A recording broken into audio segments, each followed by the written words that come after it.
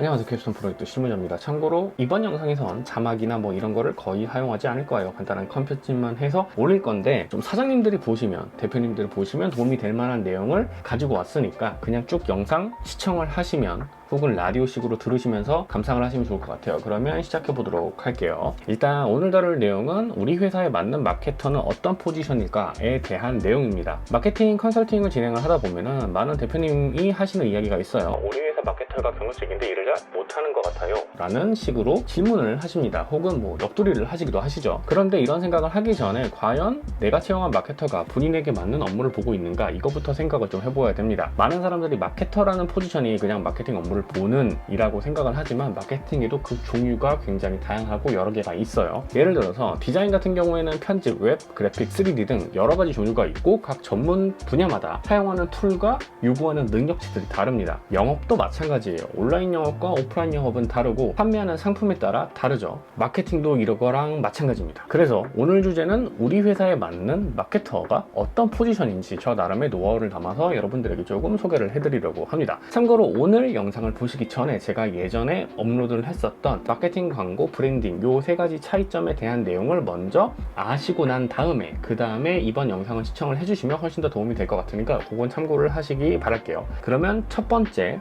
상황부터 타겟을 잡고 그에 맞는 마케터가 어떤 포지션인지 좀 생각을 해보도록 하겠습니다. 일단 첫 번째 상황은 지금 당장 매출이 필요한 이러한 상황을 가정을 해보도록 하겠습니다. 첫 번째는 온라인 매출이에요. 온라인 매출 향상을 노린다면 생각할 필요도 없이 퍼포먼스 마케터를 채용을 하면 됩니다. 퍼포먼스 마케터는 광고를 운영하고 실행하면서 광고를 통한 쇼핑몰 유입을 유도하고 구매 전환을 발생시키는데 특화된 포지션이라고 보시면 됩니다. 또한 그 성과가 명확하게 광고 지표나 매출로 나타나기 때문에 해당 인원의 업무 능력치를 판단하기에 굉장히 효과적입니다. 채용을 할 때는 해당 인원이 실제로 광고를 운영하면서 발생시켰던 결과를 포트폴리오 형태로 확인하면 되고요. 면접 과정에서는 광고 플랫폼에 대한 이해나 광고 전략, 타겟 여러 가지 질문을 준비를 한다면 해당 인원의 역량을 면접 과정을 통해서 어느 정도 유출을 해볼 수가 있기도 합니다. 그 다음에 두 번째 매출 같은 경우는 오프라인 매출이 있죠. 사실 오프라인 매출은 영업자의 능력에 의해서 크게 달라지는 게 좀 현실이기는 해요. 이때 채용해야 하는 마케터 포지션은 제품에 대한 기획과 전체적인 마케팅 운영이 가능한 오랜 경력이 있는 사람을 채용을 하시는 게 좋습니다. 간혹 이제 마케팅 전략에서 온라인과 오프라인이 그 전략이 같다 이렇게 생각하시는 분들이 계신데 전혀 아닙니다. 절대 전혀 아니에요. 똑같은 제품이라도 온라인과 오프라인에서 구매하는 나이, 관심사 등이 다르고요. 이에 따라 대상 설정도 다르게 진행해야 되고, 이러한 판단은 다양한 제품을 오랫동안 경험하고 기획했던 이 바닥에서 나름대로 업무를 오랫동안 봐온 사람이 이 업무를 보는 게 좋습니다. 오프라인 경우에는요.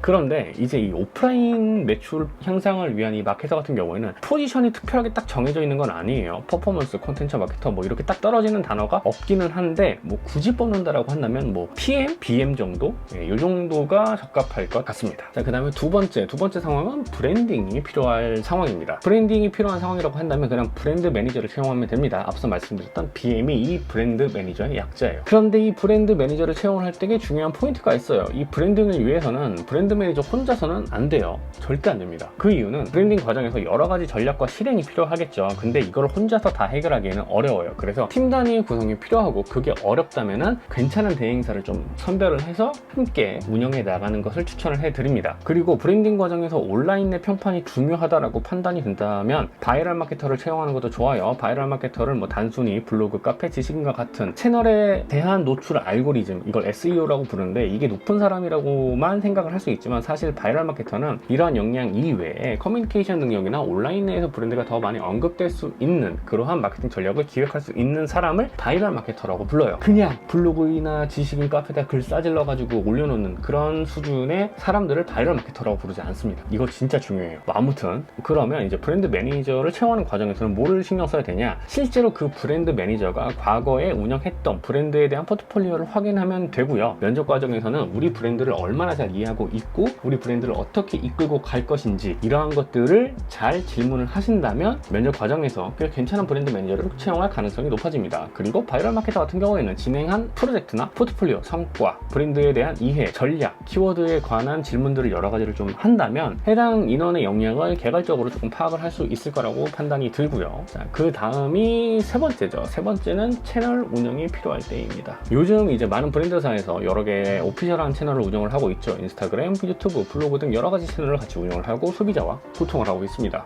만약 이런 채널을 더욱더 활성화시키고자 하신다면 첫 번째로는 컨텐츠를 기획할 수 있는 컨텐츠 마케터와 커뮤니케이션 능력이 뛰어난 SNS 마케터, 그리고 온라인에서 해당 컨텐츠를 널리 퍼뜨릴 수 있는, 그리고 고객과 커뮤니케이션과 상호작용을 원활하게 할 수 있는 전략을 기억할 수 있는 앞서 말했던 바이럴 마케터를 고용을 하시면 됩니다. 자, 여기서 가장 중요한 핵심은 컨텐츠 마케터예요. 지금 현 시점에서는 컨텐츠 마케터라는 거예요. 컨텐츠 마케터는 단순히 컨텐츠를 제작할 수 있는 마케터가 아니라 사람들이 좋아하고 호응하는 컨텐츠를 제작하는 마케터가 바로 컨텐츠 마케터입니다. 그래서 디자인, 영상 제작과 같은 컨텐츠를 다루는 제작 능력보다는 브랜드 또는 상품을 사람들이 좋아할 수 있게 만들 수 있는 그런 컨텐츠를 기획하는 그 능력이 더 요구가 됩니다. 디자인과 영상 제작은 솔직히 외주를 맡기면 돼요. 돈이 조금 더 들 뿐이죠. SNS 마케터는 당연히 우리 채널을 운영하면서 소비자들과 소통하는 것을 주된 업무로 보면 되는데, 전체적인 채널의 운영은 물론이고요, 프로모션이나 이벤트 성과, 소비자 참여를 높이기 위한 타 부서와의 긴밀한 협업도 굉장히 중요한 업무라고 볼 수가